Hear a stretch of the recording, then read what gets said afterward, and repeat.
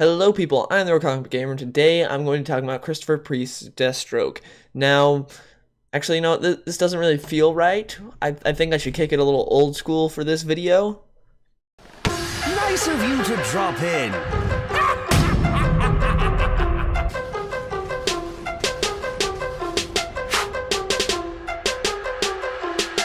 Much better. This feels like home. So, like I said, I want to talk about Christopher Priest's run on Deathstroke, because I see a lot of people that are just talking about how it's critically acclaimed and it's an amazing series, and I have had my critiques on it in the past, so I wanted to pick up all the trades that are out right now, which is the first 3 volumes of Deathstroke Rebirth, and read them, and then make a video on them and give you guys my thoughts, and that's this video. And I also want to hear your guys' thoughts on this as well. I want to see what you guys think, what the community thinks of Priest's run on Deathstroke, because I know a lot of people love it.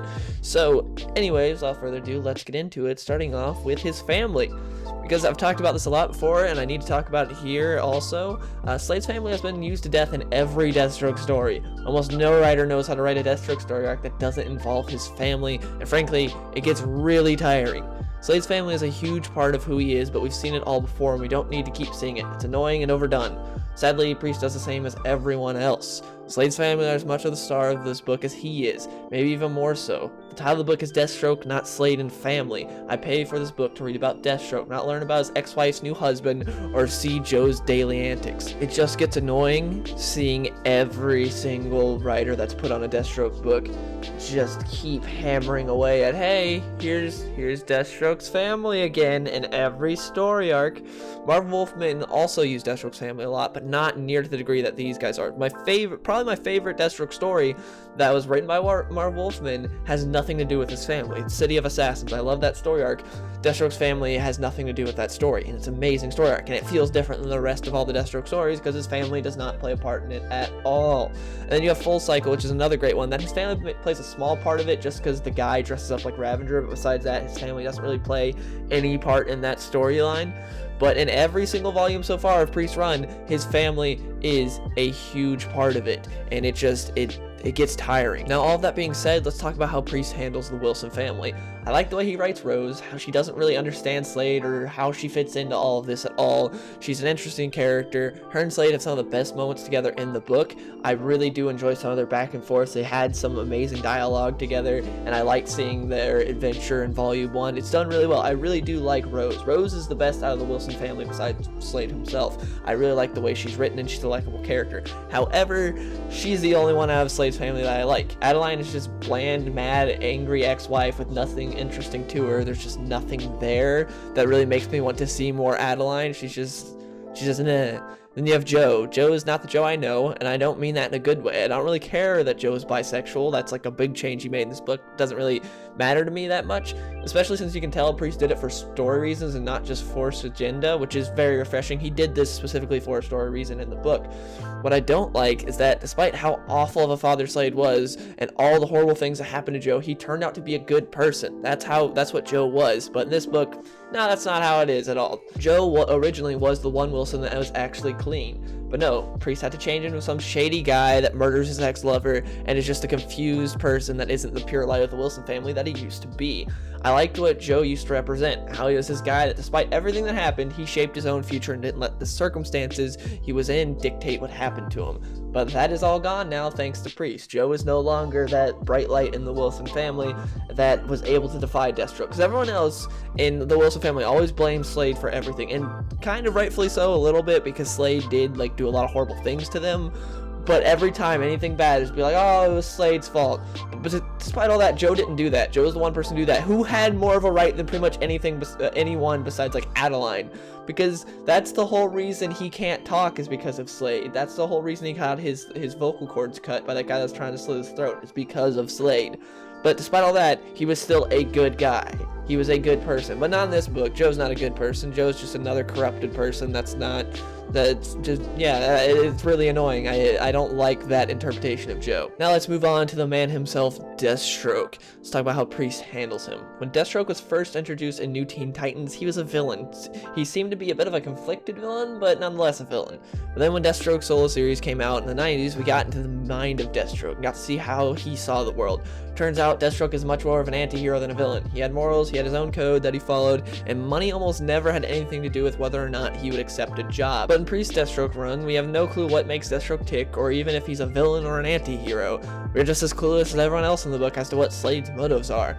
Now, I get that part of the book, part of what Priest is trying to do is he's trying to make Deathstroke this mysterious character that no one knows anything about, not even the reader. But I'm honestly not a fan of that style of writing for Deathstroke. The point of a Deathstroke solo series is to show us all the things we don't get to see when Deathstroke is the villain in another book. But no, in this book, Deathstroke is rarely fleshed out. He just kind of moves around, does his own thing, and sometimes we get an indication why he does those things. I just liked how in Marv Wolfman's run, he's a lot more fleshed out, and we got into the mind of Deathstroke. We got to see when Deathstroke was in those crazy scenarios where he's taking on like 6 heroes at once. It's like, how's he doing this? What's he thinking? You never got to see that in those books, but in Marv Wolfman's run, you got to be inside the mind of Deathstroke, how he's taking these guys out. Like, he's going against Green Lantern and Aquaman and Flash. Like, what is he thinking? I really like that. But in this, he's just closed off. You don't get to see what he's thinking. He just says some things and he beats some people up, and he's just all mysterious, because that's what Priest is going for. He's trying to make him mysterious. But I don't think that's the point of a Deathstroke solo book. I think part of what's cool about a Deathstroke solo book is learning things that we didn't know about the character before. He's not a character like Joker to where, oh, we don't want to know anything about him. We don't want to be inside his head because that's part of the allure of the character. No, that's not who Deathstroke is. We want to know these things about Deathstroke. We want to know what he's thinking. But Priest doesn't do that. And also, I hate how Slade is written as a father in this book. He was always a terrible father in Marv Wolfman's run, but more by just being naive and not really have experience being a father.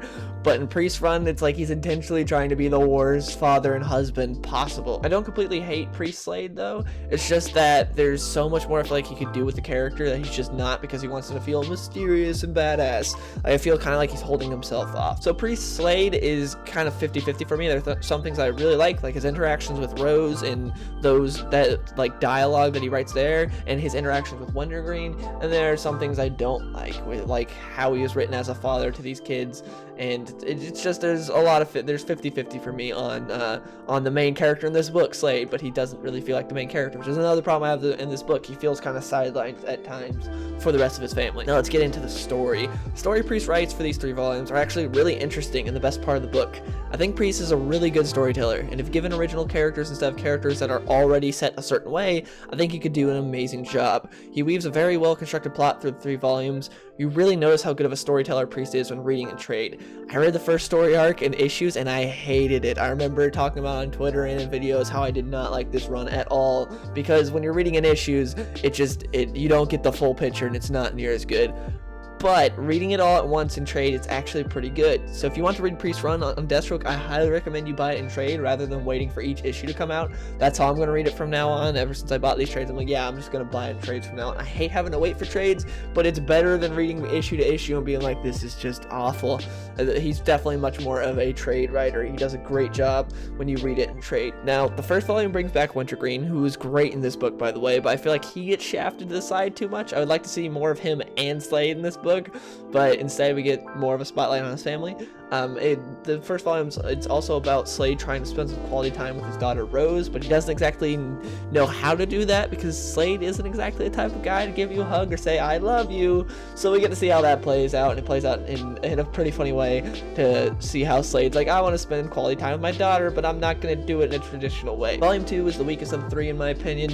It's mainly about Rose trying to figure out who she is, while Slade kind of just hops around and plays second fiddle to everyone else in the book. He does have a cool interaction with Superman, however, but that's kind of it. That's the rest of the volume isn't that great. It's not bad, but it's again, the plot's interesting, but the rest of the book's just okay. Volume 3 sees Deathstroke escape a prison, fight Raptor to get his icon suit back, and my personal favorite part of the book, the part where he pretends to be a superhero for Power Girl, and not the Power Girl you're thinking of, the Power Girl Tanya Spears, who was, I think she was introduced in like 2014. I hadn't heard of her until this book, but she's the new Power Girl, and I really like how that plays out because Deathstroke's trying to assassinate this guy, and when he's doing that in this city, Power Girl spots him, and she thinks he's a superhero fighting a bad guy, and so she comes to help him. She helps, and he's putting up this facade for her, and he like tries to protect her and stuff, and I really like that arc. Like, it's cool seeing Slade sort of be his protective father, like a better father to someone that's not even his own blood than people that are related to him. Like, I liked seeing how that played out. It was done really well. Like, I wanted to see some more stuff like that. And I like the way Volume 3 plays out altogether. I think Volume 1 and 3 are pretty good. Volume 2 is just alright. But overall, I did enjoy reading this.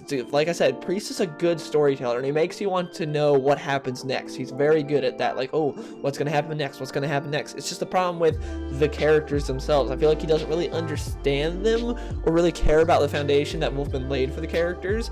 That's kind of my problem with Priest. That's why I said if given original characters, I think this dude would crush it. Like, if he had his own indie book or something, I would so buy that. I think he would kill it. Now, I know a lot of people have read, like, Christopher Priest, Black Panther, or Deadpool, or whatever.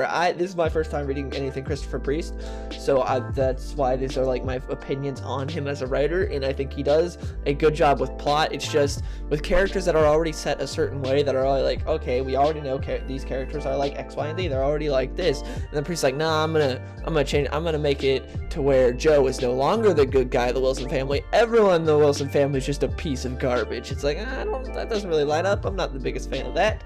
And yeah, I just feel like he could do so much better, especially if he cut off the fat. Like I said, I like these books. Overall, I think he's doing a good job on Deathstroke. It's much better than anything we've gotten in recent years, which isn't saying much, because in recent years, Deathstroke has just been beaten to death. It's just been awful. But he's done pretty good for the most part. It's just I feel like he's holding himself back by focusing on the family. I feel like if he focused more on Deathstroke and Wintergreen and made it that Deathstroke book and cut off the fat of the family, Priest could excel and do a really good book. But instead, it's like, hey, instead of developing Deathstroke, we're developing Joe and Rose and Adeline and blah, blah, blah, blah. It's like, I buy this book for Deathstroke. The title is Deathstroke, not Deathstroke and Family. Please focus more on the title character. But instead, it's like, nah, we're going to develop these characters more than we actually develop the main characters. We're going to spotlight them a bit more than we spotlight the main character. It's like, it's frustrating, because you see the potential there. You see that Christopher Priest isn't some idiot, isn't some bad writer. He's a good writer. And I just feel like he's holding himself back. But anyways, yeah, that's my thoughts on the on Christopher Priest Deathstroke run. I think it's good, not great. I think it could be much better. I'm excited to see where it goes in the future. I'm really excited to see what happens with the Deathstroke versus Batman storyline, how he does that, because his interaction between Deathstroke and Batman in the first volume was done really well. I loved how he was able to capture Damian and outsmart Batman. I was like, holy crap, that's insane how he was able to do that. That was really cool, and seeing that back and forth. But yeah, anyways, please let me know in the comments below, what do you think of Christopher Priest Deathstroke? Hope you guys enjoyed the video, and I'll see you guys later.